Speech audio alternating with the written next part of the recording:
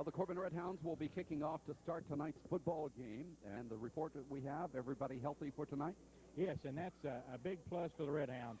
I was talking with someone today that told me that the only player that we've had out outside of Brian Sutton is Chuck Selvey, and Chuck may be back for the last game, but everybody else is back and in good health, and I think we're ready to play football tonight. It's a short kick off to the side, will go out of bounds. So the flags go down.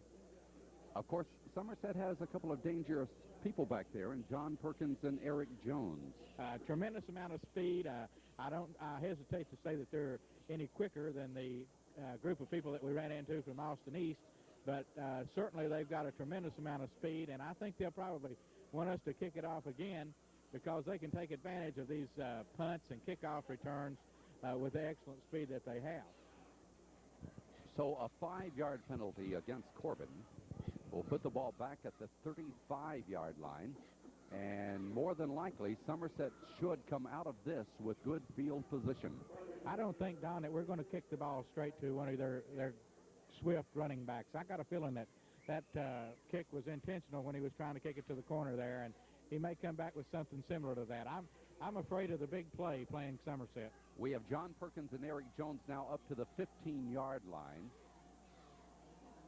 So the kickoff from the 35 now. And this one high and short will be fielded at the 30-yard line and returned across the 40 to about the 41. Was there a fumble? They seem to indicate that there was. I don't know. It's Somerset's football. Okay, well, they must have recovered. We are a great distance from the field here, harder to see than normal. Yeah, it really is a long ways from here to the field, but looked like the ball kind of got knocked loose, but I believe a Somerset player recovered it, Don. So Somerset will start it from their own 41-yard line. Their quarterback is Johnny Kane. He's number 10. He's a 6', 180-pound senior. In the backfield, number 22, John Perkins, number 23, Scott Gulak, and number 34, Eric Jones. So they start with the split into the right side from their 41.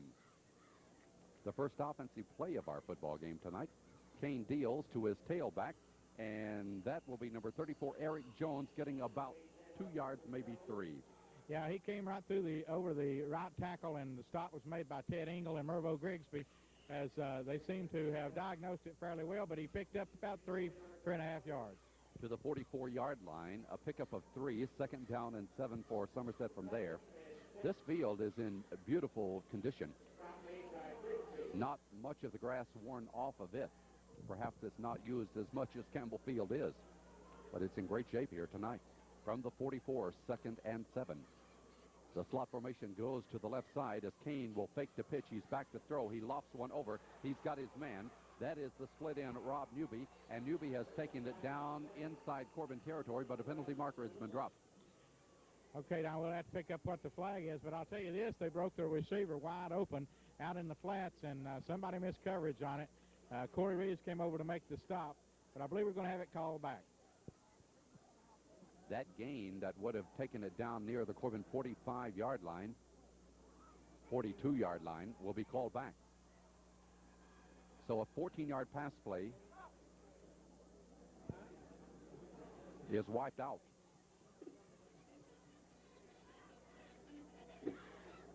Coach Kane seems to be visibly upset, but that's not unusual. Every time I've seen him coach, he's been visibly upset. Well, let's see what the indicator will be.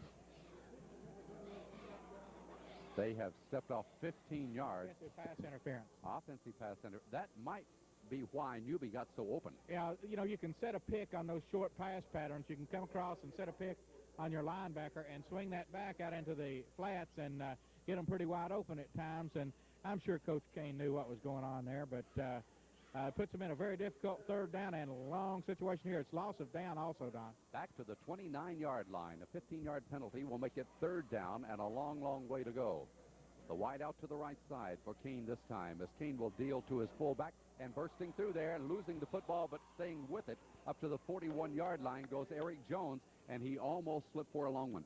He certainly did, and their linemen are not nearly as large as our linemen, but they certainly opened a hole on the right side of our defensive line that time, and he was able to slither through and pick up some extremely positive yardage. I'll tell you, we need to plug up just a little bit better than that. He got 11 yards right there to the 40-yard line, and now Somerset will have it 4th down and 11 yards to go from there, and they'll be in punt formation. Corbin goes back with Hinderlight and Kennedy and Bryn Jackson.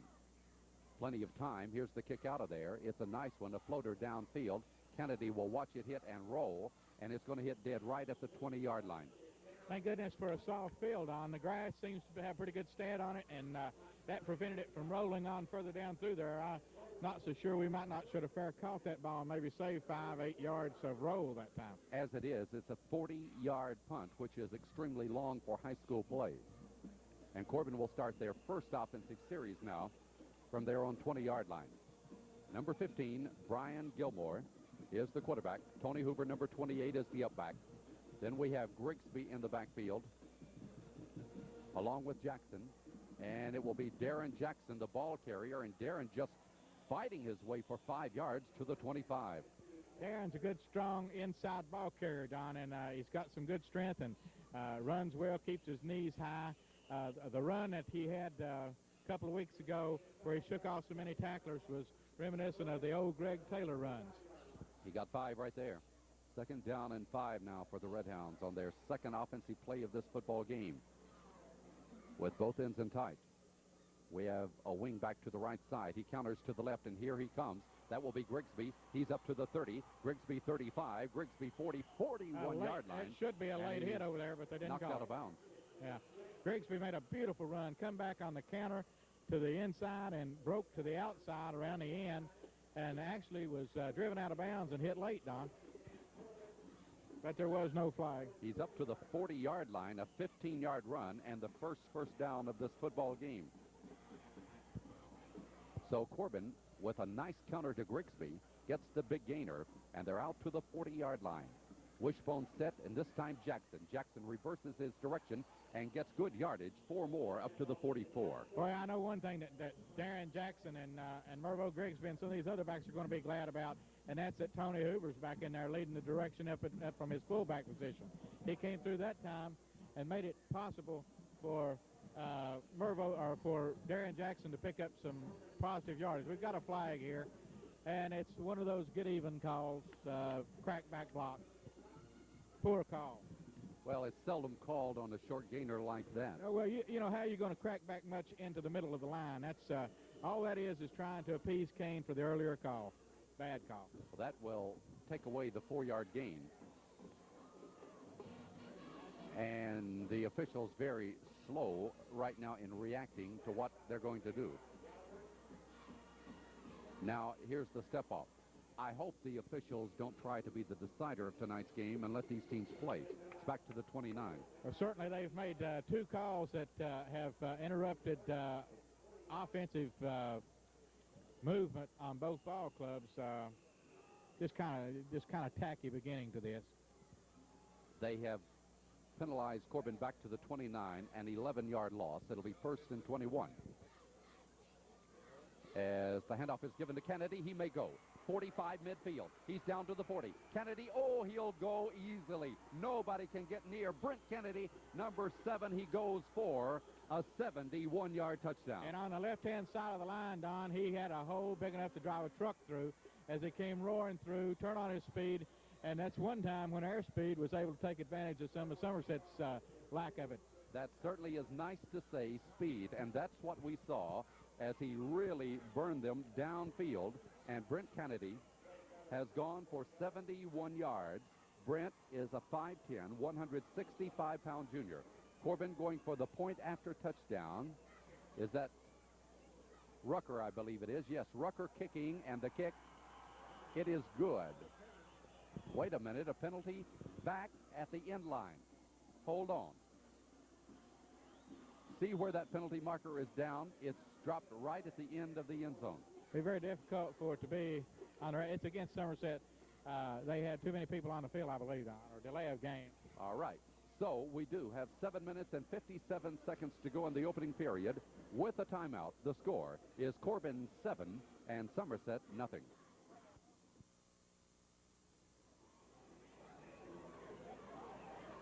Just like that, the Corbin Redhounds lead Somerset 7-0. 4 plays and 71 yards. Here's the kickoff now as Brad Rucker puts the foot into it. Jones will take it at the 10, 15, 20, 25. Uh-oh, watch out. Here he goes at the 40, 45. Hinderlight trying to cut him off at the 30. Hinderlight hits him down at the 22-yard line. And that's what we were referring to earlier, Don. That's that extreme quickness that Somerset's got. They seem to get outside and can run real well. Now we'll see what they do from the line of scrimmage. Let me correct myself. That's John Perkins, not Jones, that made that long run from the 10 down to the Corbin 22-yard line. And Somerset in excellent field position now, 1st and 10.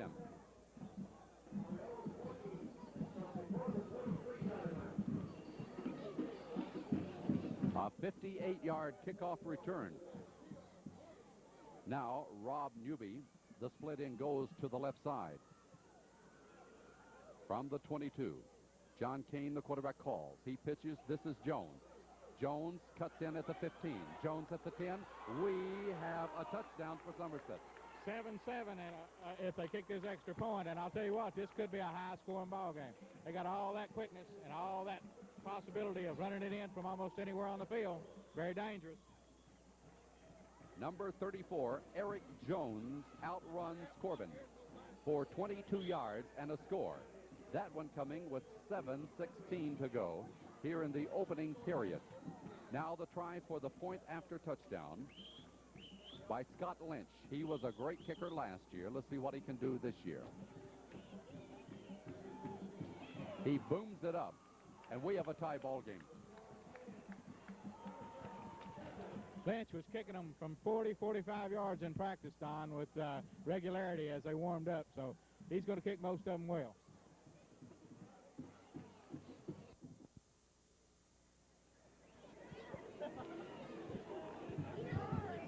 Corbin scores. 2 plays later, Somerset scores. We're deadlocked at 7-all. And now Lynch will be kicking off. Here's his kick. Hinderlight watching it go out of bounds. Or did it?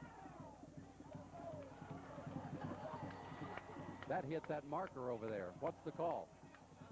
Was it in the end zone or is it out of bounds?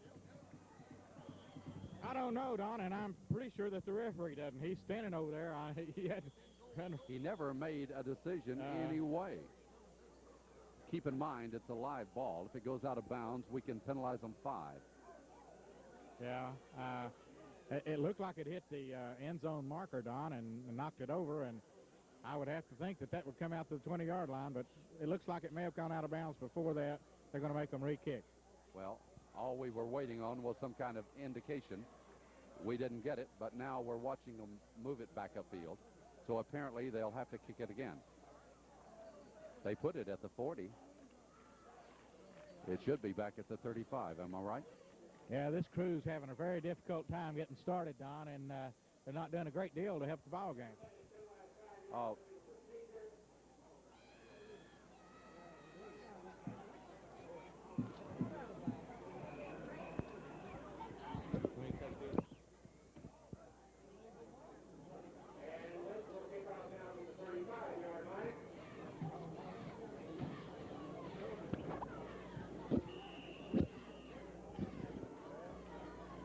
Okay, we're going to try it one more time. Here's Lynch.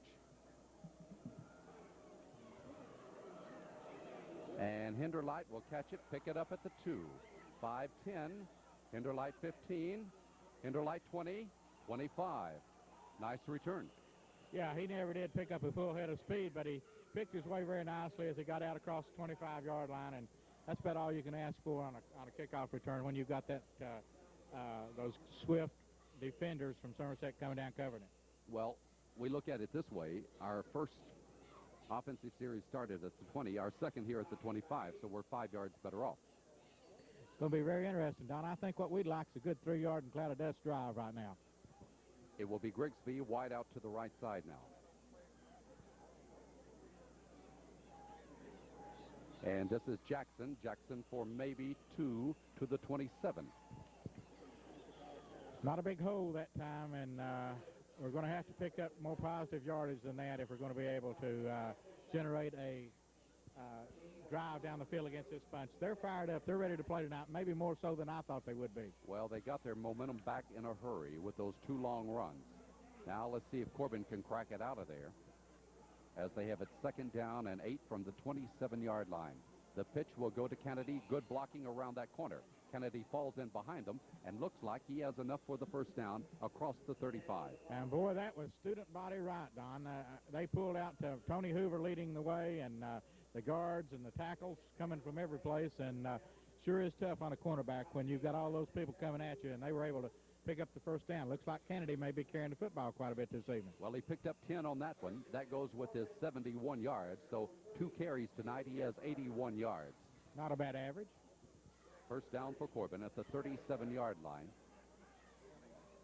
As Jackson gets nothing, they were waiting on him in the hole. Certainly they were, and we just didn't seem to get anybody knocked off the football that time. So if we're going to run it like that, we're going to certainly have to knock them off the ball. We're located in the stands here at Somerset, and people run around here, especially the little boys. If our camera jumps up and down a little bit, you'll know why. Here we go, 2nd down and 11. Matter of fact, we lost a yard to the 36. And this time, a fumble, and Kennedy goes for it. Did he get it? Yeah, I think he got it, Don, but it's certainly going to be a good-sized loss and put us in a 3rd and long situation. Well, back to the 31. We lost 5 on that one. It was not a good handoff. Kennedy never touched the ball, and he had to dive back for it and lucky to get there. Obviously, at this point in the game, you don't want to give Somerset any more momentum. No, but I think we're going to have to put it in the air if we have any hopes of picking up 1st down here. It will be 3rd down and 17, and Somerset jumps off sides. Or did they? It might have been a Red Hound movement. Could have been. Somerset players are pointing. We had a guy back there, it looked like he was in short punt formation. I don't know exactly if we were planning on quick kicking or what we were going to do, but they've got us for motion, so it'll be 3rd and even longer. I thought I saw the left side of our line move a little ahead of the count also. Very well could have. So that's going to put us back to the 26 and make it 3rd down and 22. And you know, Bill, the best time to kick, obviously, when Jones and Perkins is not back there, so maybe you're right. That's what I would be thinking. I think that their biggest threats are going to come from big plays, and that happens on punts and kickoff returns. So maybe this would be a good time for a quick kick. Grigsby right side, Kennedy to the left side on 3rd down and 22. Ball back at our 26-yard line. And here's the handoff going to Jackson, and Jackson will get about a yard, that's all. Yeah, we didn't fool very many people on that play, and we're going to punt from there. I think probably a quick kick might have been more in order than that one, but I don't call the plays. Well, it was a safe play at the most. We get 2 yards out of it to the 28-yard line, and now we're going to have Rucker. We had Hinderlight kicking prior to tonight. Now this is Brad Rucker kicking.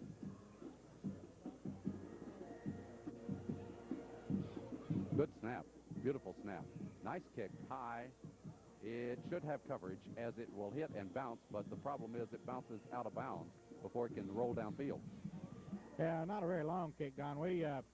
But we didn't have any run back, and so there are some things that are positive about that. Probably we've worked on kicking the ball out of bounds. It looks like they're going to spot it at about they're at the Somerset 48.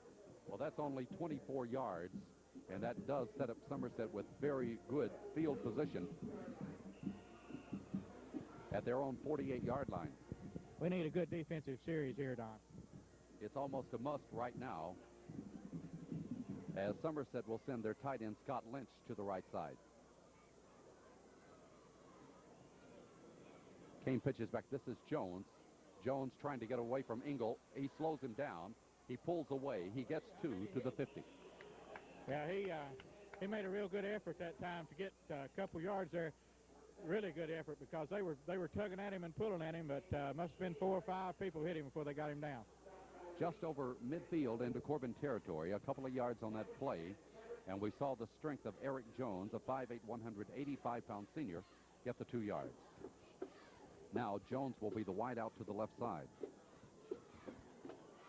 Johnny Perkins is the tailback. As Johnny Kane, the quarterback, will call. And Kane will give it to Perkins, and Perkins will step for 5 yards down to the Corbin 45-yard line. And smaller Somerset backs seem to have good strength, good leg strength, and they're able to pick up positive yardage after they're hit. Doing a good job running the football right now. Well, they have a 3rd down and short, 3rd and 3, so the Red Hounds need a good defensive stand right here to force Somerset into a punt situation. We're tied at 7-all in this key district game tonight from Somerset, Kentucky. Corbin and Somerset both 6-1 records. Wide out to the left side. Jones, the tailback now, will get the pitch. Jones sweeping wide. Jones gets the first down. Jones gets 5, 6, 7, 8 yards. They pitched it. He got outside. They were able to seal off our outside containment. He cut it back up in over tackle, Don, and picked up some good yardage. He's a jitterbug type runner. He's going to be very difficult to stop. We've got to make good solid shots on him when we hit him and wrap him up. For Somerset, that is their first down of the ball game. But keep in mind, the first time they got it, they had to kick. The second time, they scored on the first offensive play after the run back. So now they have the ball down to the Corbin 37-yard line with 2 minutes to go here in the opening period of this game, and the score tied at 7. They have a different set now. Jones to the left side. Perkins, the tailback. And for the first time tonight, the handoff is given. Fumble, Don. The Red Hounds have the ball. Red Hounds have it? Well, yeah. I was saying for the first time tonight, the handoff is given to the fullback, look like Gross it is, and he fumbles it at the 35, so a big turnaround there. I wasn't able to pick up the number that came up with it. It may have been Brent Jackson. He was right in close, and we came up with the football at a big time there. I'll tell you, they were moving toward our goal line, and we got a big break. So we take the football at the 35-yard line. Big play.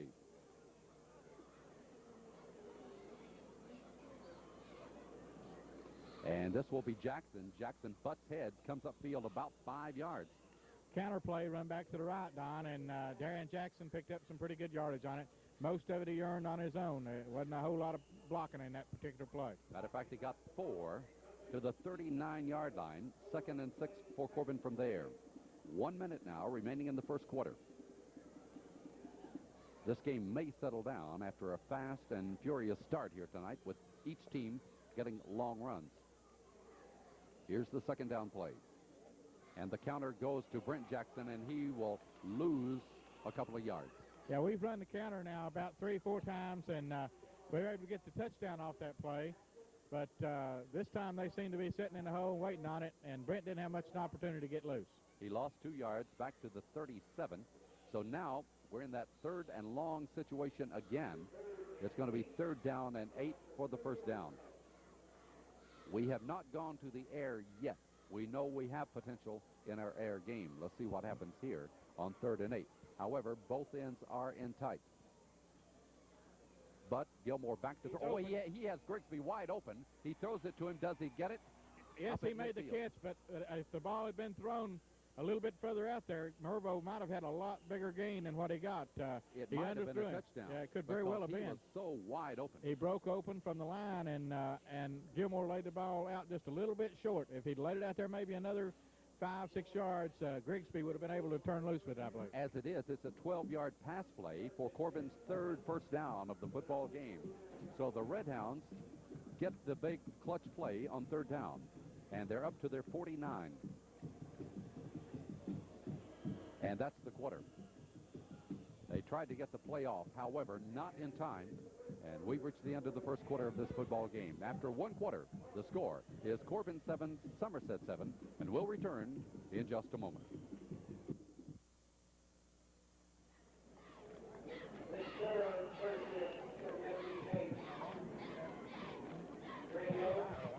So we begin our 2nd period of tonight's football game from Somerset, Kentucky. This is Don Eastep with Bill Crook and Dale Johnson. Corbin has the ball at the 49-yard line, 1st and 10. And the handoff given to Jackson. Again, Jackson crosses midfield, just does, maybe got a yard and a half, and that's about it. Yeah, he didn't get very much out of that, and Somerset's defense reacted quickly, got outside, and and cut him off. Going to be looking at, it looks like we've looked at some second and longs and third and longs here early, and we're going to have to start doing a little bit better on first down if we're going to have much of an offensive attack against them. Second down and 9 right here. The Red Hounds just in Somerset territory.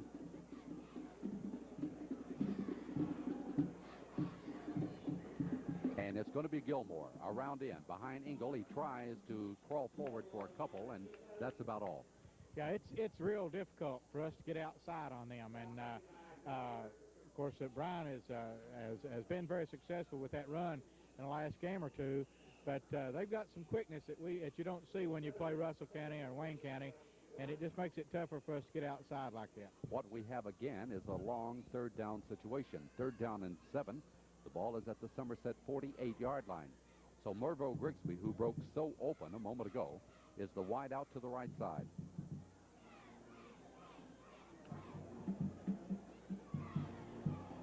Gilmore back to throw. He has time. Now he's going to run. Gilmore is at midfield. He's at the 45. He's at the 40. He's at the 35. Gilmore is at the 38-yard line, and a Corbin first down. And a super effort by Brian Gilmore. One of his best runs of the season, even better than probably the run that he scored a big long touchdown on, because he made a beautiful cutback as he got past the line of scrimmage and was able to pick up the first down. Down to the 33-yard line, pardon me, the 33, so that will be a run of 15 yards, and for Corbin, their 4th first down of the football game. Good decision by Brian to run at that time, too. That is so often there when they're back trying to protect against that pass. Corbin at the 33. Pitch back goes to Kennedy. Kennedy looking. He'll try to go outside. Loses his balance. Recovers, and here he goes. Kennedy may go. 10-5. Touchdown. Just an absolutely beautiful run by Brent Kennedy. As he got out there, he nearly lost his balance. No, he's out of bounds. Nearly lost his balance as he got to the outside, Don, and he straightened back up, and it seemed like Somerset might have thought he was already down because they didn't react once that he kind of bent over there, and he was able to get to the outside, and the one man prevented the touchdown, but it's got him very, very close. Kennedy goes 30 yards. Wow, what an average he has here tonight. 3 carries, 110 yards, 111 yards. He gets to the 3 where Corbin has their 5th first down of the game, first down and goal to go. A big opportunity right here. And it's going to be Gilmore. Gilmore keeping, Gilmore close, but I don't think he got in. No, he didn't get in.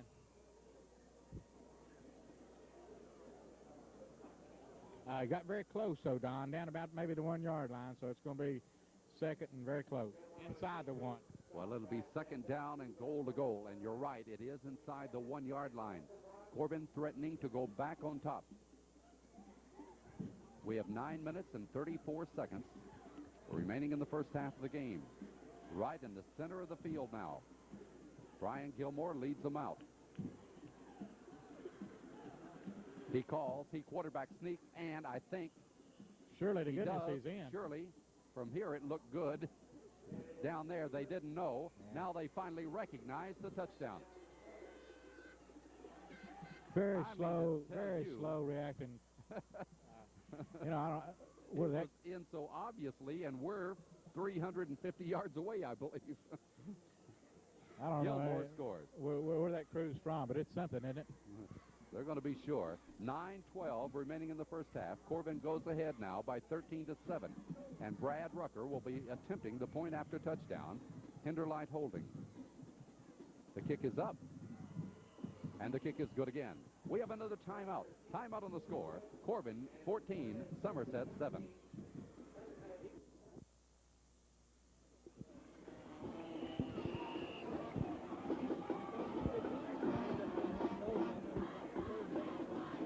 Now the kickoff. It's going to be high and short, and Perkins will take it at the 15-yard line.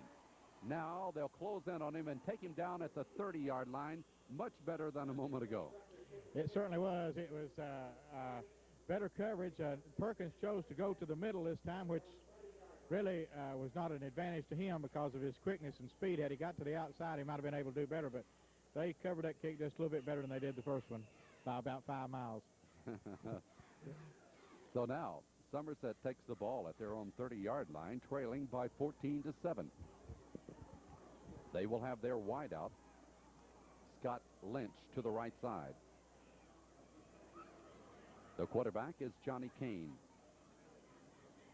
Kane fakes the pitch. He'll give it on the reverse, and we may have him. Nope. Now reaching for him and got him back inside the 30. Who was that? Hinderlight, Mark Hinderlight, that was covering to the outside that time, and he stayed at home and was able to stop the reverse. Had he not been there, it might have been a big gainer for Somerset. That was Sean Sandusky, number 62, a 5'10", 185-pound senior, plays guard. He got the reverse, and he lost 2 yards.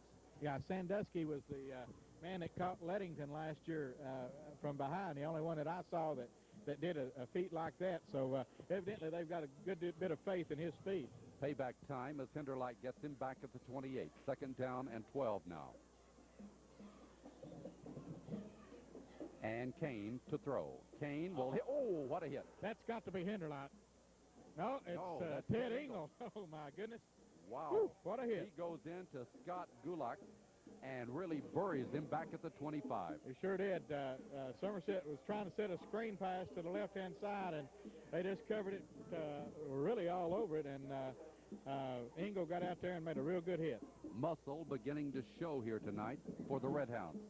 It's going to be 3rd down and 15. And the longer the game goes, Don, the more the muscle should show. Lynch will go wide to the right. Jones is in the slot. 3rd down and 15 for the Briar Jumpers now. Back at their 25. Kane to throw. Kane looking, being chased. Down he goes. Darren Jackson gets him at the 15. Darren Jackson blitzes from his outside linebacker position and didn't get blocked that time, and he got in on Kane. Kane couldn't get away. A 10-yard loss. And now Somerset ends up losing 15 yards on the 3 plays. Well, a dramatic difference than a moment ago. Well, old Mother Momentum takes its shifts from time to time, and of course the big run that Kennedy got certainly swung it in their direction. Yeah, Big Mama Muscle took over then on those 3 downs. Yeah, that's for sure. Now it's going to be 4th down and 25 yards to go. The line of scrimmage, the 15, and Somerset has Newby in punt formation at his 3, and they try to rush him, but he gets it out of there. The lone returner will be Kennedy at the 48, 45. Kennedy cutting the corner at the 40. Down he goes, but Corbin will have great field position.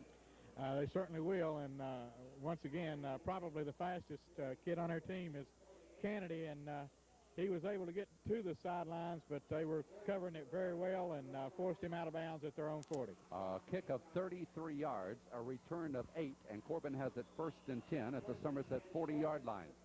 The Red Hounds lead it by 14-7. We're at Somerset tonight. A big crowd is on hand. A key district game. The winner of this one should win the district this year and go on as the top dog in playoff competition. Now the Hounds get set for their 4th offensive series. Very good field position. The handoff to Tony Hoover. Watch him bury and go for 5 down to the 35. Oh, Tony Hoover back in the lineup, and it's really good to see him. He runs very low. He blocks extremely well. And unless I've missed my guess, I think he's the man that's making the snap on the extra points, and certainly that looks real good, too. Tony Hoover, good to have him back on the team. We'll watch that. I have a feeling we have another one to look at here in just a moment or two. 5:40 to go in the first half. Corbin now 2nd down and 5 at the Somerset 35-yard line.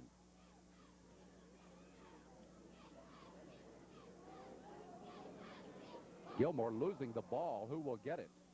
I believe our guard got the ball. I'm not sure which one. No, it looks like number 25, Kenny Davis. Kenny Davis, right. Fell on it. Puts us in a 3rd and rather difficult 5-yard go. Thing about sitting in the stands, some people have no consideration for you at all. They just step right on top of you and keep walking. Now it will be 3rd down after a loss of 1 and 6. And the counter to Brent Jackson, and boy, they have his number. Poor old Brent has had a tough time this season. It seems like it. When we hand him the ball, that nobody blocks. It's killed Brent down. He hasn't had a chance at all this year. He really hasn't had an opportunity to get outside or up the middle or anything. I know he's got excellent quickness. He's a fine football player. We saw him play so many great games last year, and he still plays great on defense, but he just really hadn't had an opportunity to try to run the football this year. And we have a timeout called by Corbin on 4th down and 9 with 4:42 remaining in the first half. Timeout on the score. Corbin 14, Somerset 7.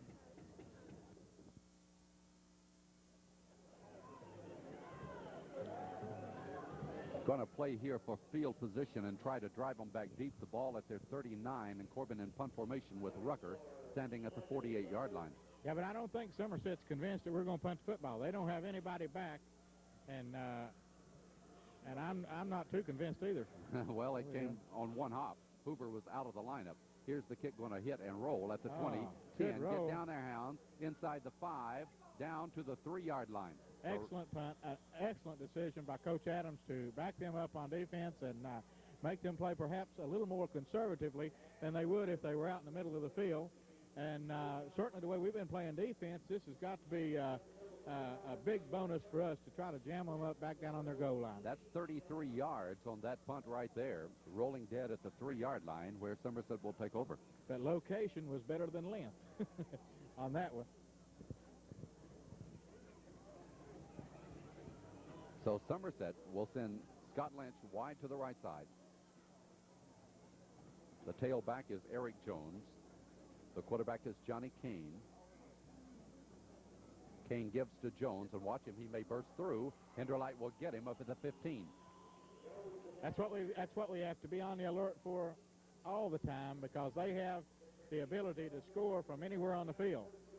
Either one of the backs, Jones or Perkins, can really do a great deal of damage to you on any one play. So Corbin's going to have to keep up their intensity the entire game to avoid this big play situation. 12 yards, and the second first down of the game for Somerset as Jones runs it to the 15-yard line. First and 10 from there. Kane deals this time to Perkins, and Perkins gets about 5 more to the 20. And when they come out of the hole like that, Mother Momentum tends to shift, and very well it may be going in the favor of Somerset. The clock, however, works against them, but they are capable from striking from anywhere. Moran grabbed him down at the 20, so it'll be second down and 5 for the first down. 3 minutes and 19 seconds now remaining in the first half. John Perkins will come slot to the left side. Going wide right is Chris Gross. Second down and 5 now for Kane. As Kane will pitch. No, he'll fake. He'll go to throw. He's being chased. Now he's going to run. Kane zigzagging upfield. Kane turns in and goes across the 30 to about the 33. And a very fine run by their quarterback, Johnny Kane, along beside the run that Ryan Gilmore made a few minutes ago for the Red Hounds. And each quarterback is taking his turn at looking good. They're going to be getting into position to where that they can do some things with the football now, Don. As they get out toward their 35-yard line, we may very well start seeing them put it in the air with 2 minutes and 50 seconds to go. That was what I remember Kane doing the best, is running with the football. That time he got 13. And the third first down of the half now for Somerset. 33-yard line. It'll be Jones burying his head and going for a couple. Now, they can't stand too much of that because the clock says 2:30 in the first half. Well, they've got a lot of confidence in the fact that they can strike from any place, but I would suggest if they're going to throw the football, that the one area that they keep it out of is Mark Hinderlight's, because old Mark has a way of picking their pocket, and you can't tell what's liable to happen then. Credited with 3 yards on that gain up to the 36-yard line. It'll be second down and 7. Jones comes wide to this side, and Gross goes wide to the right side. Second down play with exactly 2 minutes to go in the first half. Kane looking, throws it down low. Was it caught? No. Incomplete, and good coverage that time by Moran from his linebacker position, as he was able to get out on number 83. They're wide out and keep him from catching the ball. Of course, the pass was a little bit underthrown, so they're going to be third and long. The best thing for Somerset on that is they stopped the clock with 1:55. Ball at the 36. I don't know if it was the best thing for them or perhaps the best thing for Corbin, depending on what happens on this play. Right, because it could have a change of possession. Wide outs to the right side, now to the left, and slot formations each way. Kane will drop back to throw. Kane looking. He's rushed. He throws low. It would not be a first down if he completed it. Well, they've called roughing the passer on French, which will give Somerset 15 yards and a first down. Well, I didn't see that. I was watching. He did. He roughed him. He come in after the ball was thrown and put the lick on him late. It's going to be a critical penalty. It's going to be tough on the Red Hounds now to keep them out of that end zone with a minute and a half to go, a little over a minute and a half to go, a minute and 50 seconds. We need to be aggressive, but we got to pull up once they throw that football. Well, the pass play was good for 2 yards and would have left them with 4th down and 6. And so this will give Somerset a first down. But better errors by commission than omission, Don. And he was being aggressive, and he was getting after the quarterback, so you can't fault him too much. A minute 50 remaining in the first half. Corbin leads by 14-7. But now the penalty will be stepped off, and it'll put them up into Corbin territory at the 49-yard line. That is Somerset's 4th first down of this first half. Well, now they have time with the field position that they have. Remember that this drive started back at the 3-yard line. Jones is on the wing to the right side. Perkins comes this way. Jones is the one in motion. Kane, a long count. He'll go back. He'll look to throw. He'll throw it way out there, intended for Perkins. It's no good.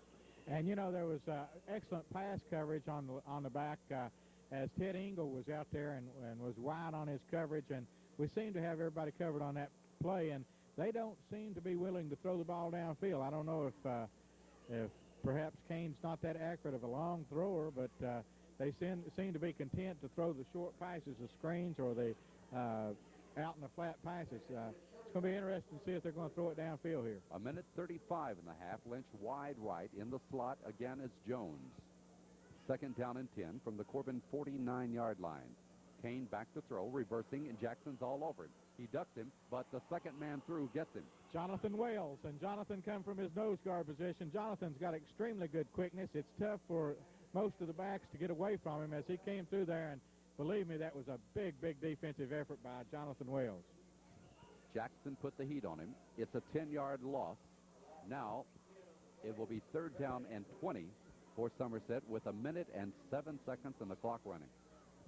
Be interesting to see just what they run here. If they choose to play it safe and run a draw, or if they're going to continue to try to get on the board with 59 seconds, they could turn the ball back over to the Red Hounds. They have the slot formation to the right side as Kane is rolling to his right. He's looking. He'll let her go long, intended for Perkins. It'll be way out of bounds, no good. And now I see why they don't throw it downfield. That ball was well overthrown, and had he been able to catch it, he still would have been out of bounds. So that stops the clock with 47 seconds to go, and perhaps will give us an opportunity to try to get some points on the board for this half end. We will have Brent Kennedy and Philip Hinderlight, pardon me, Mark Hinderlight. I was there. Yeah, I don't think Phil could ever run punch back. You're too bow-legged. But and Brent Jackson all deep for Corbin. And Newby is in punt formation at the 30. And it's blocked. It's blocked. And picked up by Engel. Engel at the 30. Engel 25. Engel 20, 15, 10. Here goes Engel into the end zone for the score. A penalty marker is dropped, and it was dropped way on this side of the field. He was over to the left sideline. Yeah, but I believe I spotted a clip in there, Don, and even though they're going to call it back, we're still going to have an opportunity to score with 34 seconds to go. And that was a big moment in Ted Engel's life, and I didn't pick up the number of the block. Darian Jackson. He went over his block and made that one. He's been dynamite defensively tonight. Yeah, great block. But it will not be a touchdown. However, Engel got the thrill of his life. He certainly did, and it's a shame for Ted that he wasn't afforded the opportunity to get the touchdown. Well, what's this? Oh, okay, that's the step off of the clip. So we're going to be back at about our 37, 38-yard line, but we still got an opportunity to try to punch one in. Okay, let's see what we can do from there. 34 seconds in the half. Corbin calls timeout to talk about the situation. They will have the ball at the 33-yard line.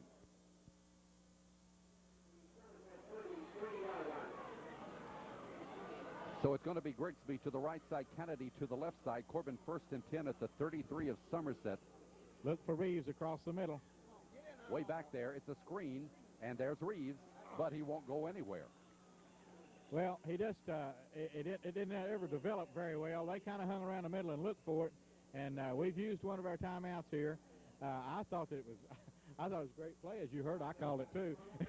But I thought that if we get the ball to Corey in the middle of that field, he's a tough man to bring down. And I think that would have been an excellent play had he been able to get outside a little bit. Took a little while to develop, and Somerset was able to recover and get right back to him at the line of scrimmage.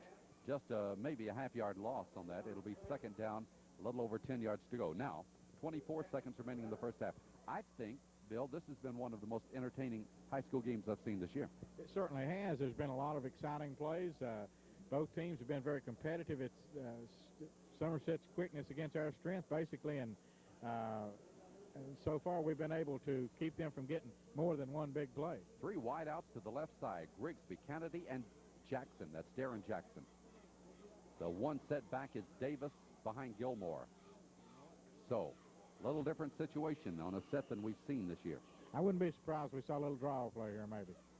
All right, from the 33-yard line, 2nd down. Gilmore back to throw. They're coming in on him. He's going to run it. He gets back to the line of scrimmage and goes down after getting to the 31. Well, the time is ticking away. Do we not have any more timeouts? They called timeout. Apparently we don't. Well, we're not going to get this play off. It's over. Well, Brian was trying to get instructions to his teammates, but obviously he didn't have time. And I guess, did we not have any timeouts left? We had called our 3, but nevertheless, the show of strength was there, very evident for Corbin in the first half, as they had a good half. They were burned on a couple of long runs, but other than that, they were completely dominant in the first half of this game. If you notice, Don, Coach Adams is out discussing the first half events with the official, as is Coach Kane, and I can see both of their points of view because really it's just been kind of sloppily called. Well, it's a good first half, though. At the end of one half, it's Corbin 14, Somerset 7. Second half activity coming your way in just a moment.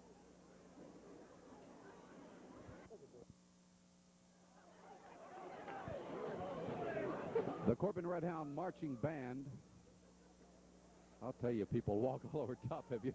We tried to watch the band perform as they throw footballs into the crowd, and they're going wild here. Here they go, the Marching Red Hound Band performing.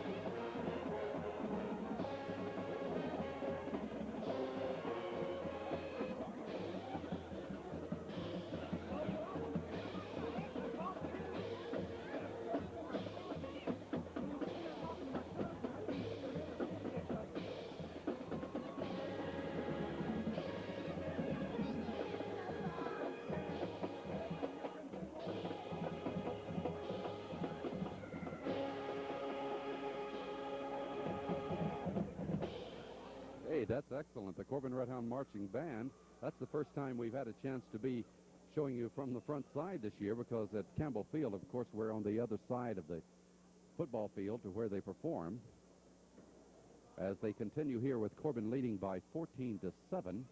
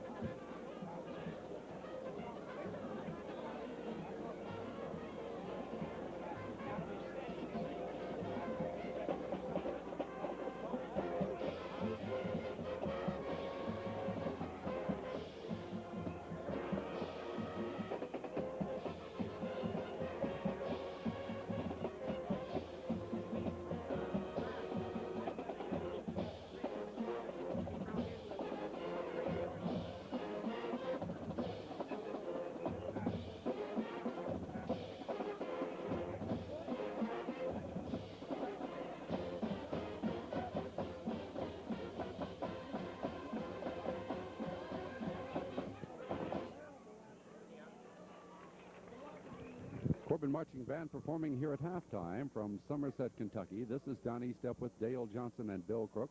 We hope you're enjoying the replay of tonight's telecast here on Channel 19, Southern Cablevision in Corbin. And we hope you'll also remember our fine sponsors in making this presentation possible.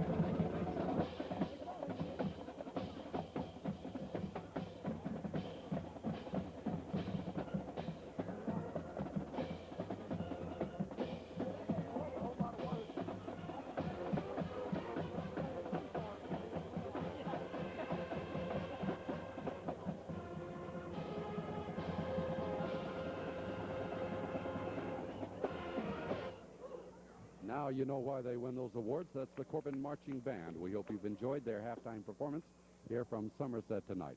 We'll return with the second half of tonight's football game between Corbin and Somerset right after these words.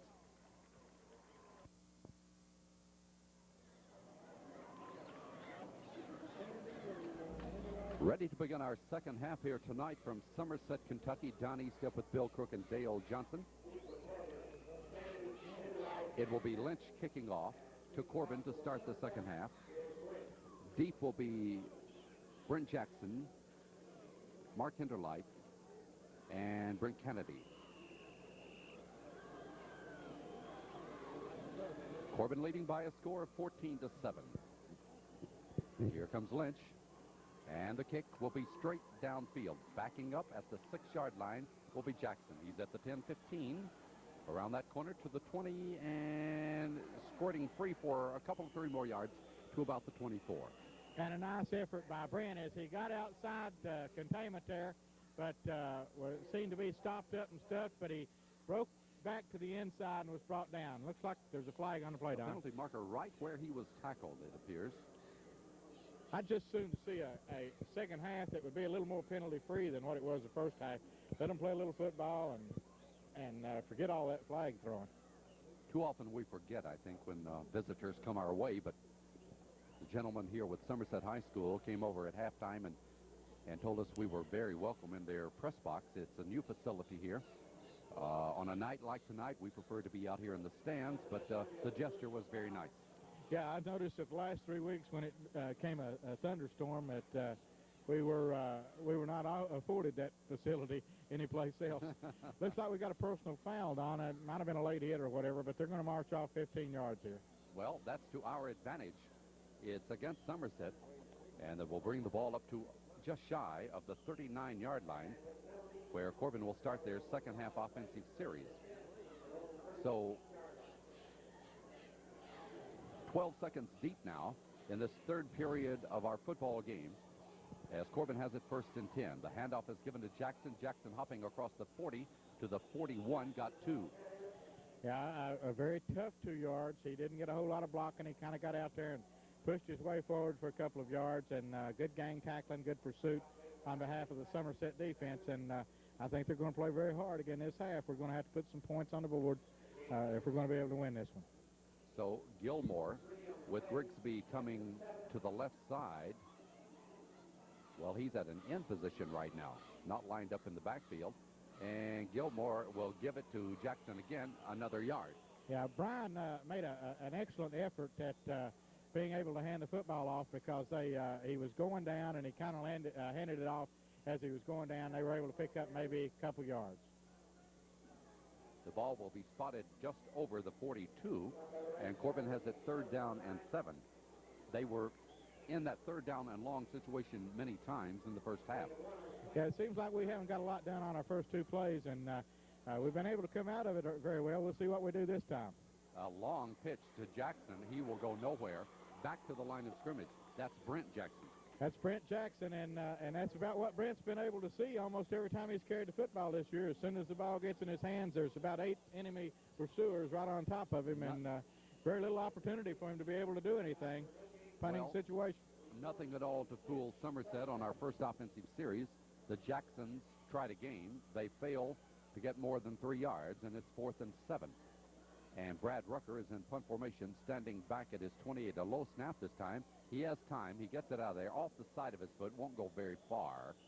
And Somerset will have excellent field position. Wow, that is a short kick. Well, that gives them excellent field position, and a very lackluster first series of downs on offense is leading to something that might gather momentum for Somerset as they come out for their first series of downs. It really pushes the defense to contain when you have a 7-yard punt. Certainly does. A 7-yard punt to the 49-yard line, where Somerset will take it at the Corbin 49. So what Corbin has done is given Somerset excellent field position now. They have the wide out to the right side. Jones is your tailback. Kane the quarterback. Kane gives. Here's Jones streaking into the middle, but for short yardage only. Pretty good defense that time. They didn't get us off the ball very well. Corey Reeves is in on the tackle along with number 77 Shannon Farmer and number 84 Jeff Moran. 1 yard. Pretty good defense. 1 yard to the 48-yard line, so it's 2nd down and 9 from there. Jeff Stigall, remember that name? Stigall runs in the play. He's number 73. And we have a delay for some reason right here. We're in the 3rd period of this game, 9:23 to go. Corbin leading 14-7, and it's a lackluster start to our second half after a very good first half. Well, it certainly is, and I tell you one thing. How many times did Mervo Grigsby carry the ball the first half that time? I remember him coming around the end this time. He had a real good run about his one time for 15 yards. One time for 15 yards, and I think we probably ought to get him a little more active in there along with Kennedy and Jackson and some of the other boys. We need his running ability. Kennedy had 3 times for 111 yards or somewhere close to that. That's not a bad average. Second down and 9. Kane long count straight up the middle. Watch him go. He got the first down to the Corbin 36. Evidently, we had no one playing over the nose that time, Don, and Kane, seeing that, was quick to take advantage of it and take it straight up the middle. Well, the second half begins in Somerset's favor. Down to the 36, that's 12 yards, and for Somerset, that's their 5th first down of this football game. Corbin has 5 also. The ball at the Corbin 36, 1st and 10.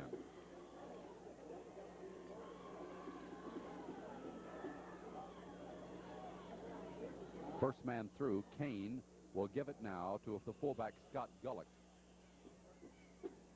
And they seem to have felt like, Don, they found something in the center of our line. What he found that time was about 6 Red Hounds, but with Derek Raines and Shannon Farmer in that group. But they've come up the middle for 3 or 4 yards and been pretty successful coming up the middle of our line. Adjustments appear to have been made at halftime, and got 3. Yeah. They are in 4-down situation is the problem here. It'll be 2nd and 7.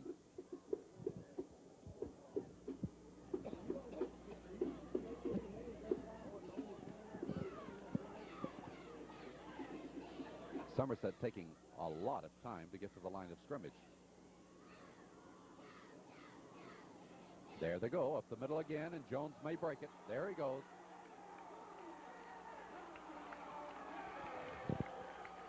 Well, not much tackling and pretty good blocking as he came to the outside and broke free for the touchdown.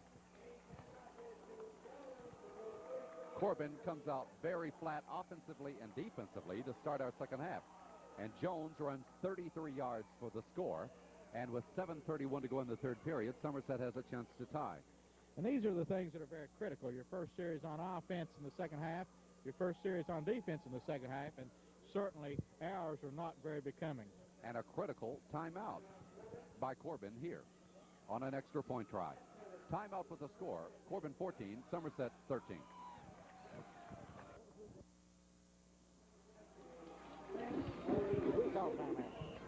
Corbin called the timeout, so Lynch will be attempting the point after touchdown, an attempt to tie it up. And his kick, it is good. We're tied at 14.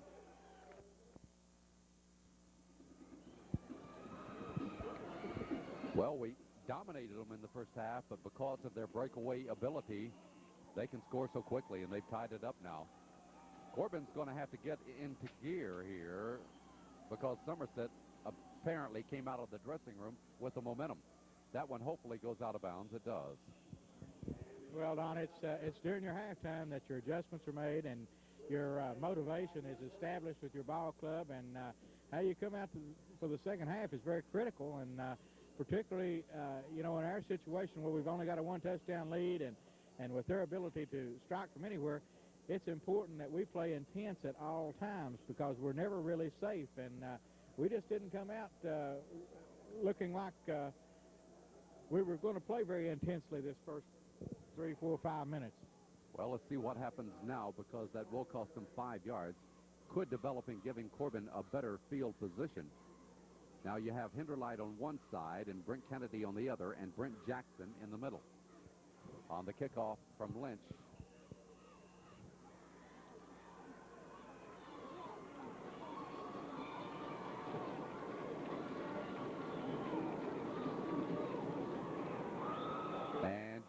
Wow. Backed up to the 4. He's at the 10-15. He will get it to the 20 and down at the 19, really.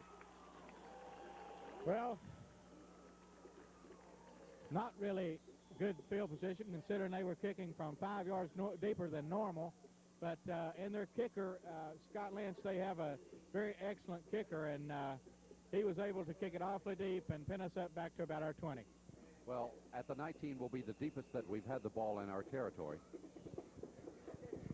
So now you need more than 3 yards, obviously, to push that ball upfield. Grigsby is the wide out to the right side. And this is Jackson for maybe a yard. Maybe. We're in a rather precarious situation right now. It's a little bit difficult to do much gambling. As I said, for Somerset, you want to be further away from your goal line when you start taking chances, but we've got to do something to establish some offense, or we're not going to be able to get out of the hole. 6:45 to go in the third period. Second down and just over 9 yards to go from the 20-yard line.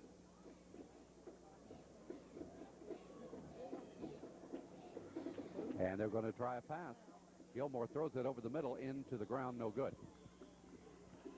I believe he had Grigsby to a point to where he could hit him there, but underthrew the pass by quite a bit where Mervo couldn't get to the ball. At least we open them up just a little bit when they attempt something like that. We may come back with a draw play right here. Well, it's third down and basically 10 yards to go. 14-14 ball game. Corbin at the 20-yard line. Their own. Grigsby wide out to the right side again. Gilmore taking a lot of time. He's back. One step, throws right. And at the 20-25, it's not a first down. So about the 26-yard line. Short of the first down, and that was Mervo Grigsby on the reception. And I'd like to see him hand the ball to Mervo out of that backfield rather than to throw it to him out there on that end. But we're not going to be doing anything from here except trying to kick it. Fourth down and 3 yards to go. We're at the 26-yard line. Well, Hinderlight is in punt formation now after that 7-yard kick a moment ago. Mark had the best average. Good snap. And they come after him. Now that's the kick out of there. It's not too high, but it goes to the 43-yard line. And Perkins goes down. And well, great coverage that time, Don. The Red Hounds got down. The ball was kicked rather low by Mark. Had a decent distance out of it. And the Red Hounds really got down the field quickly and covered it well. Big play to keep them from starting in our own territory. That is a 31-yard kick that time. And so Somerset now, again, has good field position. How long did you say that kick was? 31. It's pretty bad when you start getting excited about a 31-yard punt, isn't it? All right. Somerset has Jones wide to the left.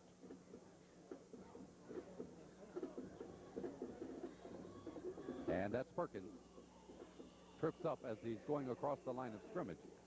And tripped up was a well-defined description of that particular play because that kid was coming through the line. Had he not got tripped up, we didn't put any solid licks on him. No telling where he would have ended up. Well, he got 4 as it is.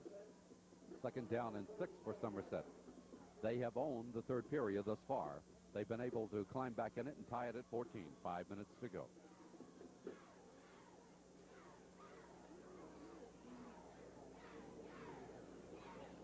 And Jones, watch him go.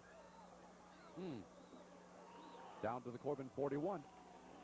Good balance, excellent balance by the little running back from Somerset as he got outside there and slipped into our territory. A fine run.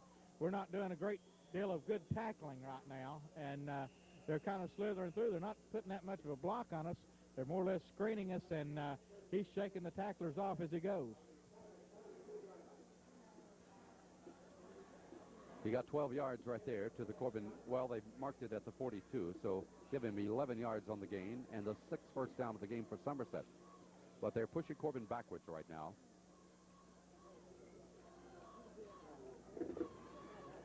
And Jones.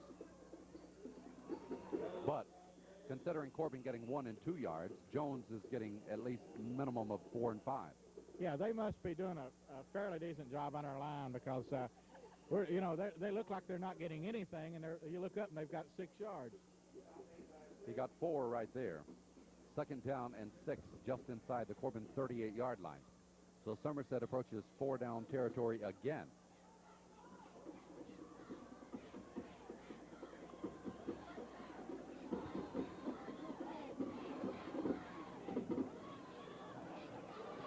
And Perkins. So the 1-2 punch of Jones and Perkins continues to push them downfield. They get inside the Corbin 35 to the 34 and 4 more yards. And seemingly, at least to me, their inside people, their line has taken over the game, and certainly that's supposed to be our strong point against them rather than theirs against us. Third down, 2 yards to go from the Corbin 34-yard line. Perkins is the wide out to the right.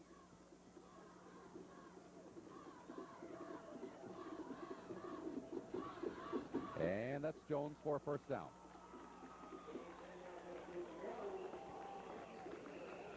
Well, at halftime, Don, I think Coach John Keynes went in and said, fellas, from tackle to tackle, we can beat these people. And they're coming out, and they're just running it right down our throats. It didn't look this bad at any point in the first half.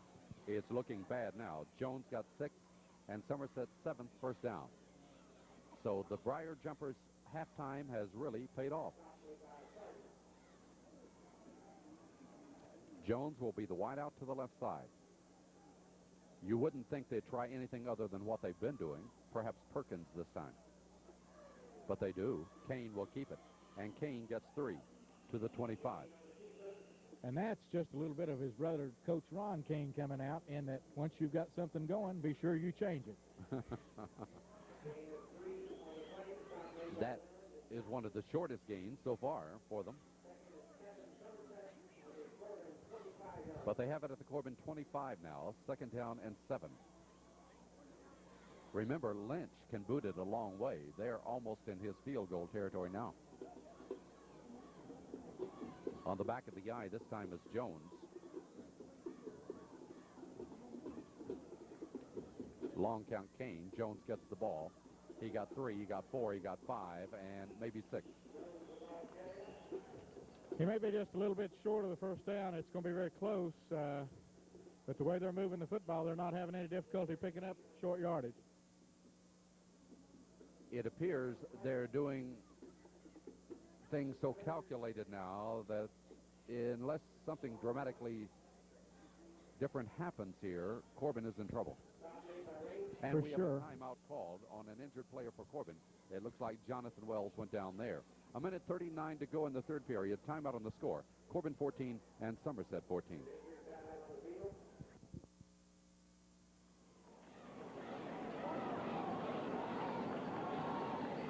Somerset 3rd and 1. They have the ball at the Corbin 20-yard line. Well, you can hope for a fumble or something to stop this drive.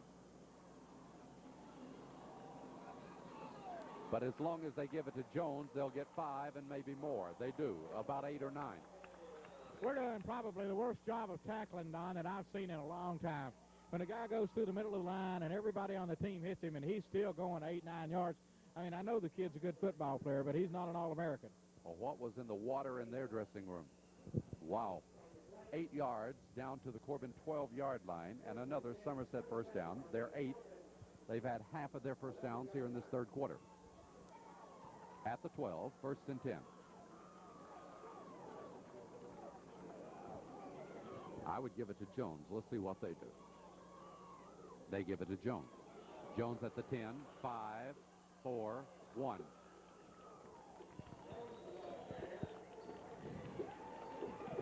I've never seen momentum switch quite this drastically.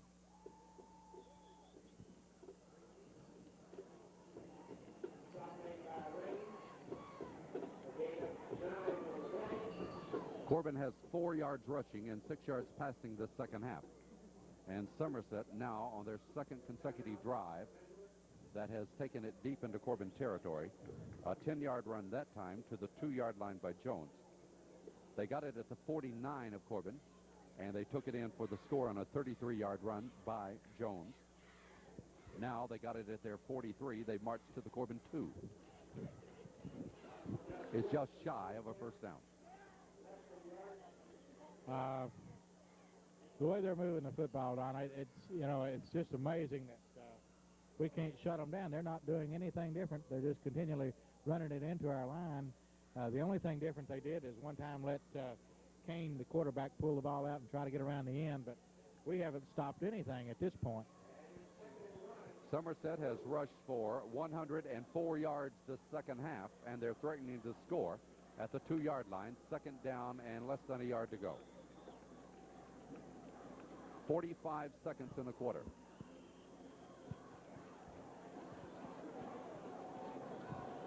Kane calls, movement, no flag. Jones, watch him drive, touchdown.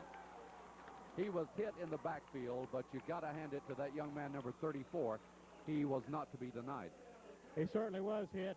Moran hit him. Derek Raines hit him. He was not to be denied as he lowered his head and burst on through for the touchdown. And he's a fine back, but I'm not so sure we're not making him look finer. Well, I probably have, but I don't recall this year seeing as dramatic a turnaround as we've seen here. Somerset just totally in command. The try for the point after by Lynch with 34 seconds in the quarter. And what a leg. It's good, and Somerset has scored 14. Somerset leads 21-0.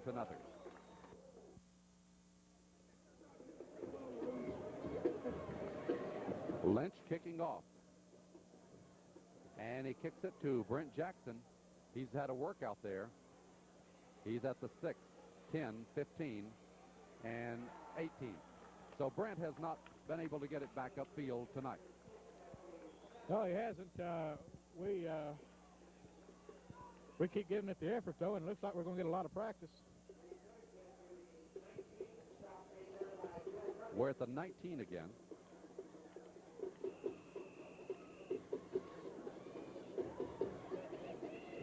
Now 20 seconds and the clock running here in this third period.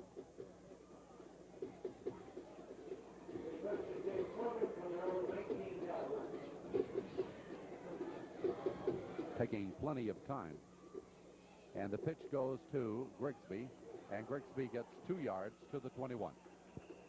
Well, That's the end of the third period. After 3 quarters of football, Somerset alive. They lead 21-14, fourth period in just a moment.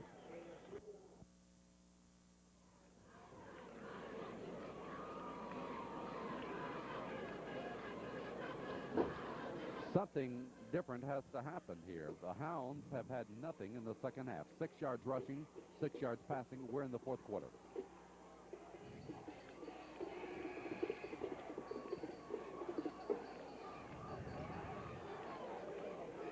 The ball will be at the 21-yard line as Corbin gets set to go.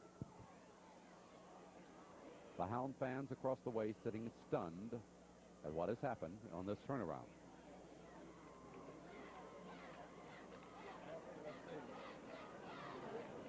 And Somerset waiting and challenging Corbin at the middle for a 3-yard gain, maybe to the 24. Well, we've got to establish something. We have established absolutely nothing to this point. So we either got to be able to establish the run, or be able to throw the ball, or be able to do something. And I think we're going to have to start doing it right away.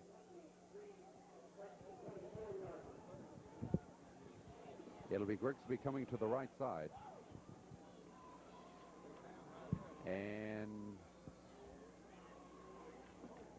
Gilmore back to throw. Looking. He'll have to run out of there. No, he won't. The roof collapses, and he's down at the 21, a loss of 3.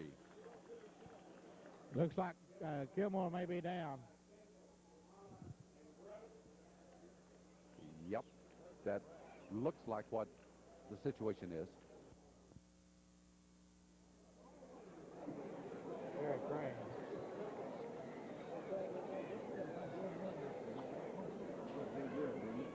The injured player was Raines, as Hinderlight is in punt formation.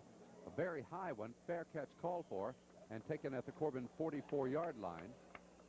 So we're not getting anything out of our punts. 23 yards on that one.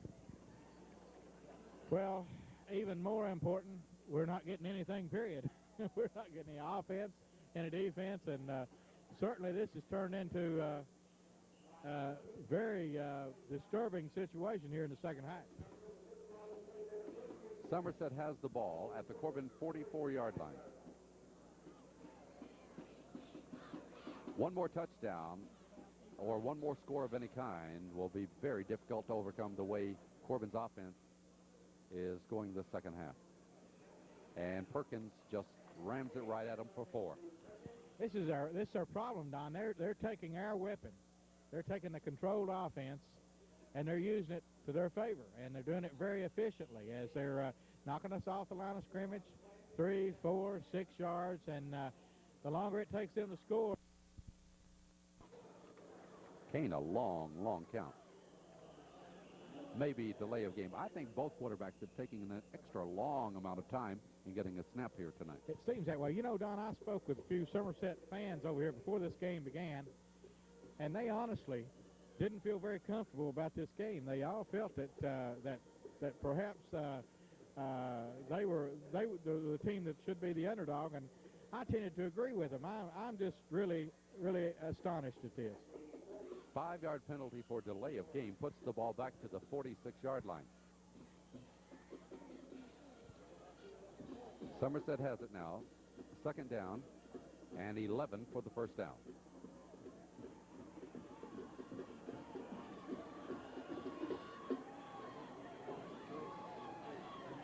Kane pitches, and this is Perkins. And that time he got 2. That is the shortest gain of the second half for Somerset. And it's the first time in the second half that I've seen one of our players get excited. Moran came up, made a good tackle, and seemed to be pretty fired up about it. As long as we don't dilly-dally around too long, we're at 9:45 and counting, and we've got to stop them on this 3rd and long. That's all there is to it. So a big play right here. Corbin needs possession of the football.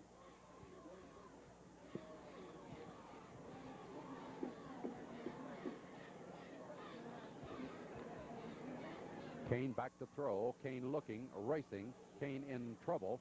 Lets it go for Perkins. And played and knocked out of bounds. Excellent defensive play by Brett Kennedy, Don. And he waited and timed the ball very well and came up and knocked the ball loose. And that was critical. We need the football very desperately. Well, 9:18 to go now. It'll be 4th down and 10 at the 44-yard line. So now, Somerset, with any kind of punt at all, could put us with our backs to the wall. Well, Kennedy up limping, by the way. Their punting game certainly is fairly proficient from what I can remember.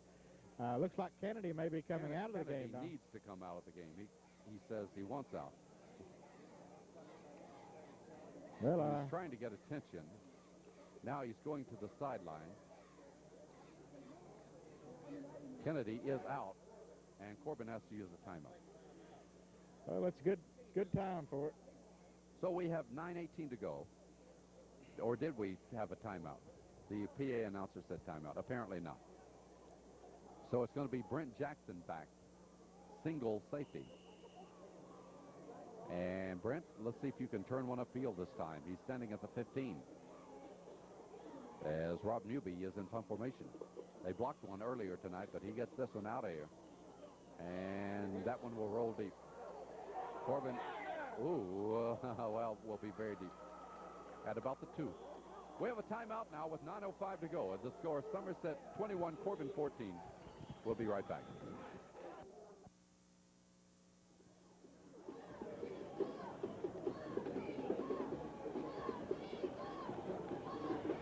Corbin at the 3-yard line. That was a 41-yard kick.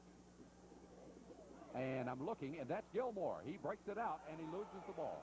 And Somerset has it. And no, they don't. Yes, they do.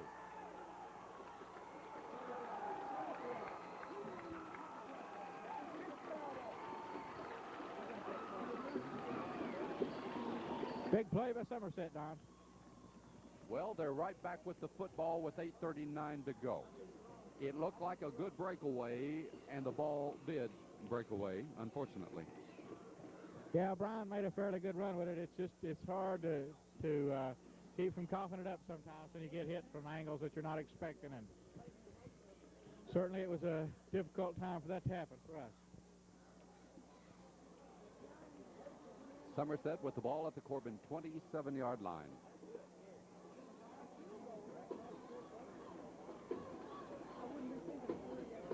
Jones for 3. Well, right now, they can use a lot of time, and I would think they'd like to.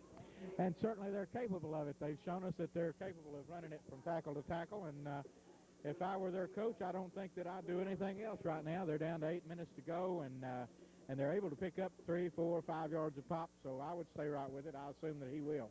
Corbin, no first downs the second half, as Somerset has completely dominated and leads it by 21-14. 7:48 to go. Ball at the 24. Second down, 7. Kane. Oh, boy. Fullback just takes it, rams it down to the 14 for 10 more yards.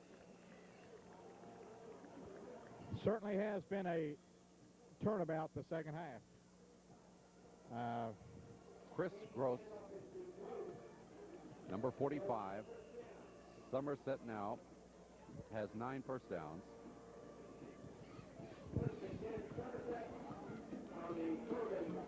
And they're 14 yards away from winning this game decidedly. I'm not so sure they're even that far away with the kicker they've got. A field goal puts us out of reach, and it's going to be awfully hard to win from here. This is Jones. And somehow he gets yardage to about the 12. Somehow is the way that he's got it all day. He just runs through our tackles, and he's a tough little runner. Corey Reeves finally wraps him up after getting about 2 to the 12. 6:52 to go.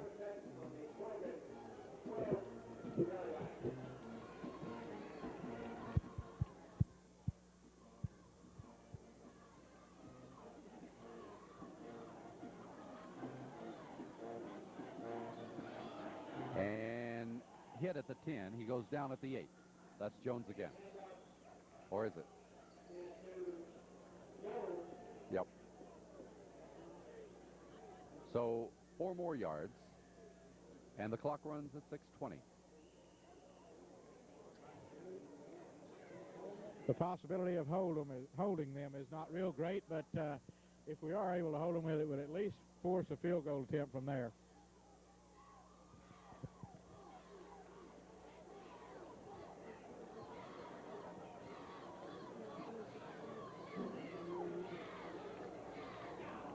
Well, we finally got, no, he still got forward. I thought we got him for a loss, but Jones turns it into a gain. Real good hit that time by Jonathan Wells, but here comes the coup de grace. If Lynch kicks it through there, it's going to be very tough to score twice against them with less than 5 minutes. And it's 4th down and 3, 5:35 to go. Lynch, for him, may be a chip shot. Rob Newby will be holding. And the ball at the 14 would be a 24-yard effort.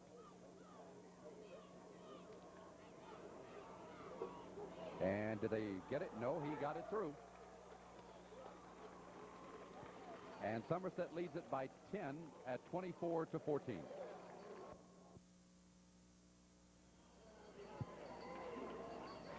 Well, now it's Hinderlight in the middle of the field and Jackson to the right side. And they're kicking from the hash mark to the right as Lynch approaches. And it will be out of bounds. Yeah, way upfield. Lynch is having a lot of difficulty on the kickoffs tonight. Well, he seems to have difficulty on the first one, but the second one, he booms it. 5:17 to go in the game. Somerset has outscored Corbin 17-0 this half. Corbin does not have a first down this second half. I don't think he's having quite as much difficulty kicking it as we are returning it.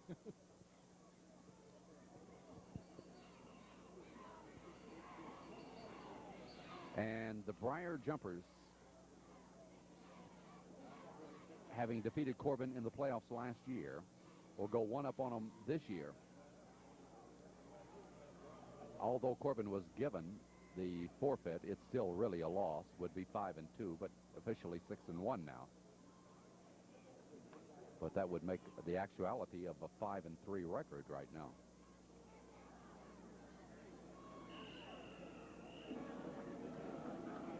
From the 35-yard line now, very high. And taken at the 18-yard line by Kennedy, 25. He's at the 30, 35. Kennedy up to the 37-yard line. And this is one young man, Don, that has had an extremely good football game this season, is Brent Kennedy. He's picked up a great deal of yardage. Anything that we've shown on offensively, it's been Brent Kennedy that's done it.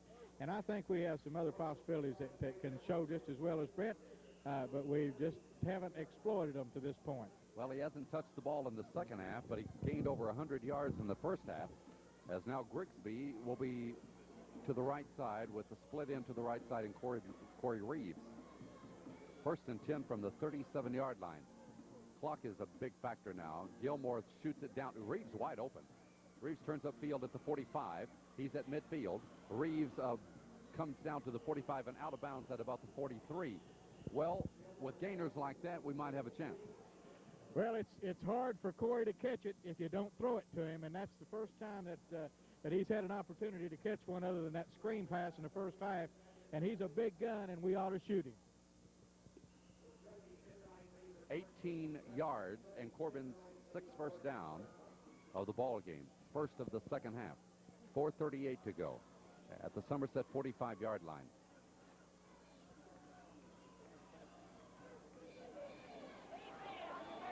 Gilmore, got him, man, wide open.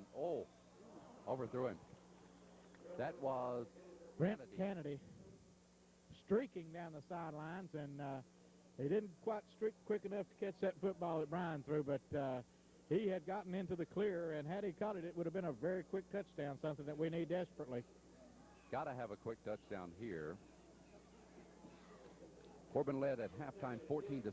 They trail 24-14 now. Well, Kennedy will be wide out to the left again, hoping to streak again. As Grigsby comes to the right side from the 45. Back to throw, Gilmore. Looking. He throws it for wide open. Grigsby cuts across the field at the 20. He is gone. 10, 5, touchdown. That was a beautifully thrown pass by Brian Gilmore, right on the money. Brian's had some difficulty tonight, but he put that one right between the numbers, and Mervo Grigsby used the speed and the ability that he has to break it into the open and score a much-needed quick touchdown. Now that field goal is in the way. It's 24-20, and Corbin right here will probably, let's see what they'll do. I don't know what they Did they change their defense that much, or did we change our offense that made that difference there? Well, they've had some receivers open all night. Let's see who will call the time. Somerset will call the timeout here.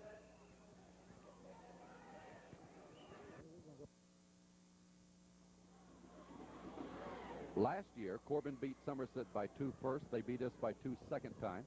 We're going for 2 here to make it a 2-point difference. Gilmore back to throw over the middle. Whoa, no.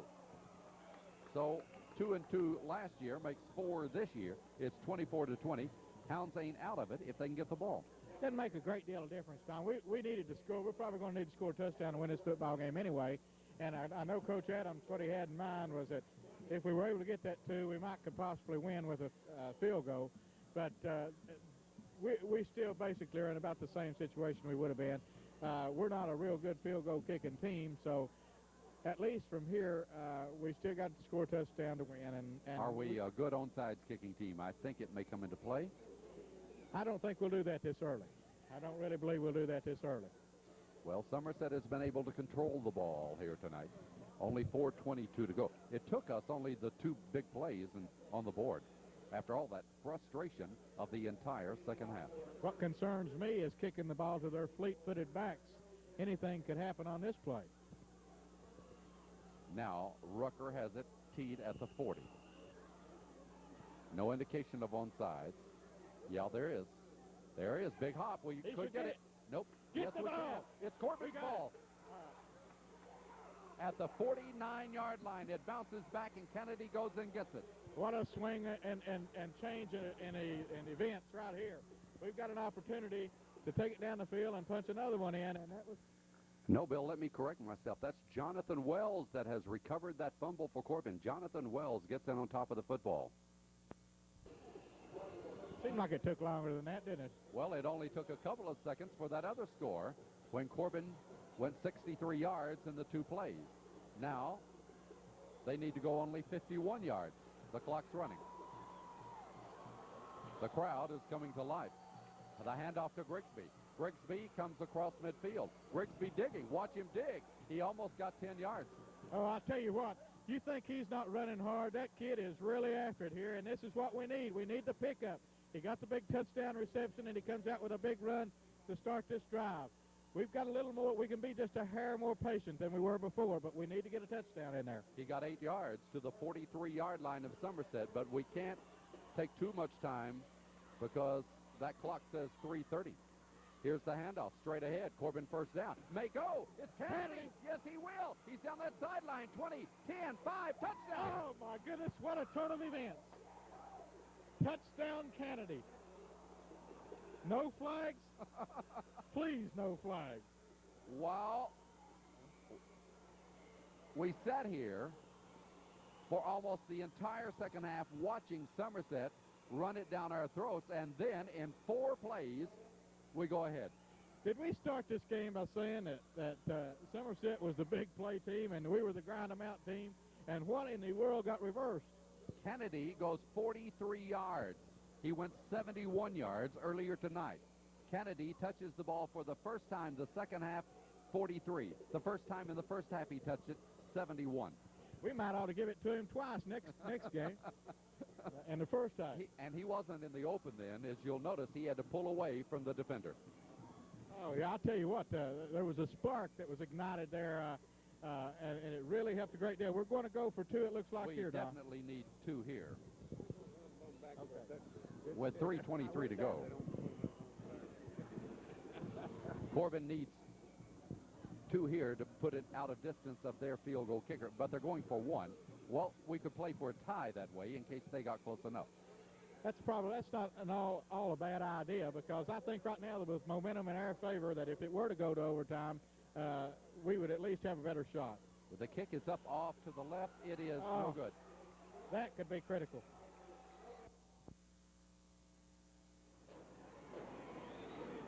Corbin leads 26-24. 3:23 to go, and now they kick it deep. It will be taken at the 15-yard line by Perkins. Perkins at the 30, and he's down at about the 34 by Jonathan Wells. That was fine coverage. I'm very pleased to see that we got them backed up inside their 35-yard line. They've got a long ways to go. They have not shown me any passing attack, Don, whatsoever. Kane doesn't throw the ball that well. They're going to have to do it with some big plays, and I think we've got by far the big end of it right now. Well, the sleeping giant has awakened here. Now, let's see if they can go defensively and hold them off. 3:09, clock running. From the 34, Kane back to throw. Kane looking. He's going to let her rip, and he's got his man at midfield. What did I say about Kane? I still don't think he's a real good passer. If he keeps putting it up there, Mervo, Grigsby, or Hinterlot's going to come up with it. Rob Newby catches it for 16 yards, and a Somerset first down, their 10th. Fireworks in the 4th quarter. Grigsby's injured, Don. He'll come out of there, and Gooden comes in to replace him with 3 minutes to go in the game. Grigsby's going to have to be helped.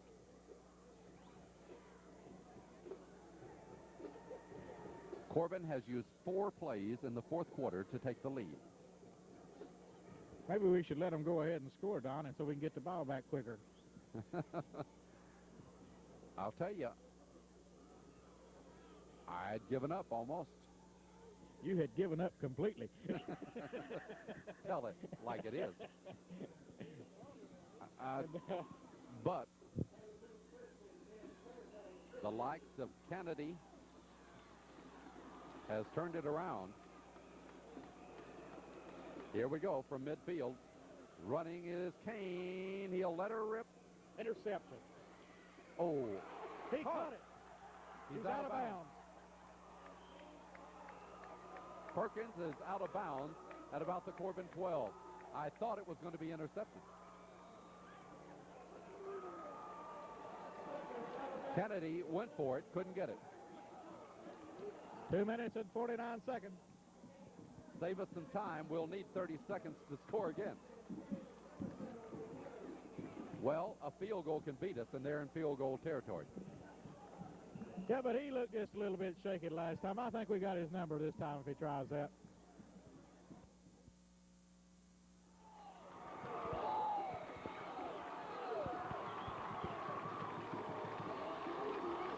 Sudden turnaround.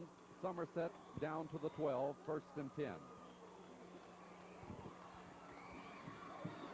And to the 10, they're pushed back. But now Somerset's playing for at least a field goal. Hey, I think we should have a 15-yard penalty there. Their back just took the football and threw it and hit our man in the back with it, and the official turned his nose. He's been calling everything all night long, but he don't want to call that. He just turns around and looks the other way. 10-yard line. All heart. 2:25 to go. Lynch is definitely in field goal range. Now keep in mind that we blocked a punt tonight. We came close on Lynch's field goal try of blocking it. If they don't score a touchdown, you know they're close enough for that try. On the 2nd down, the pitch back, and this is Perkins. Perkins hit and taken down at the 10. Nice driving tackle by Tim French. Tim French. You know, the Somerset backs seem to resent being tackled. I wonder what they think this game's all about. Well, if we have a timeout, we might be thinking of using it pretty soon to save some time. Let's see what happens on this play, and might have to use it then. 1:45 to go. Lynch is practicing on the sideline. So it's going to be 3rd down and 8 for the 1st down from just inside the 10-yard line. Corbin leads 26-24. 1:32 to go. Kane looking. Kane throwing out of bounds. Fortunately, that stops the clock for Corbin. And saves us a timeout. We're at the very worst. We're going to get the football with 1:25.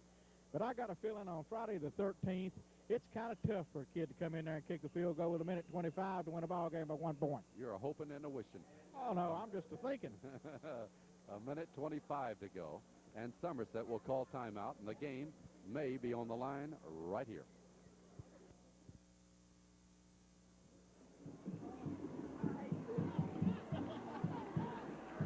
Scott Lynch will try a field goal with 1:25 to go from the 16-yard line, a 26-yard effort. Friday the 13th.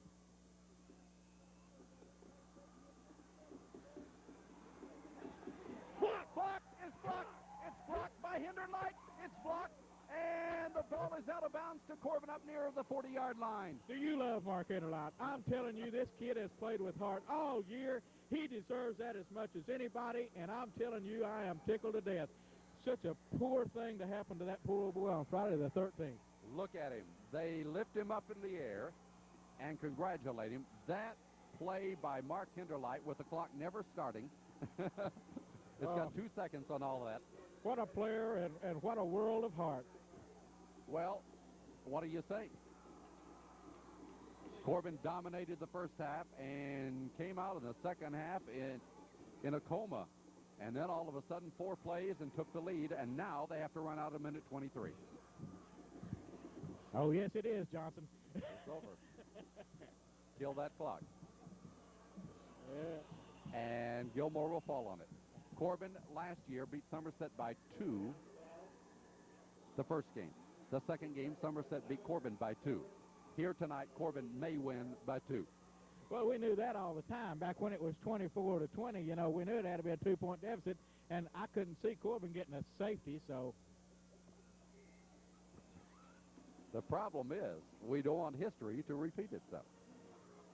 Oh, I'll tell you what, I just think Corbin's a much better team than Somerset. Oh, I think personnel-wise, I think we are far superior. I really feel that way. And I'll tell you what, Mark Hinderlight, Mervo Grigsby, Brent Kennedy have shown some leadership tonight. When you need it the very worst, whenever things are the most crucial, that they come up with plays like this.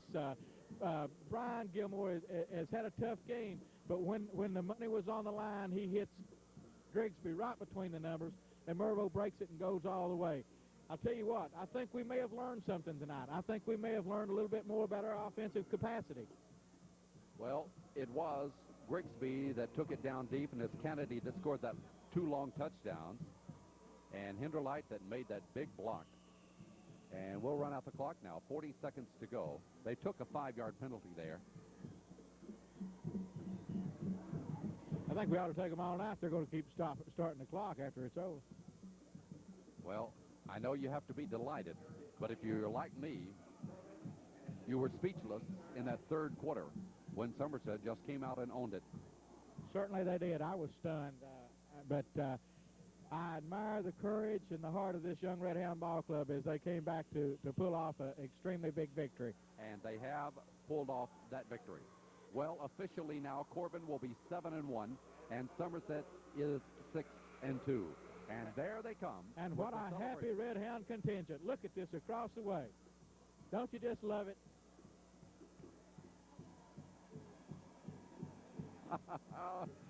Henry Martin had a few choice words for the officials. I'm sure he was congratulating them on what a fine job they did. I don't know that I've seen such a dramatic turnaround in a football game in a year or so, but this one here tonight was certainly that, and it looked as if Somerset had it in the bag once that deflected pass by Kennedy went into the arms of Perkins, and then they had what would have been a chip shot for Lynch. And a great field goal kicker, one of the better high school football field goal kickers that I've seen in many, many years, and he kicked the big one against us last year, but boy, he couldn't get it done when it counted here.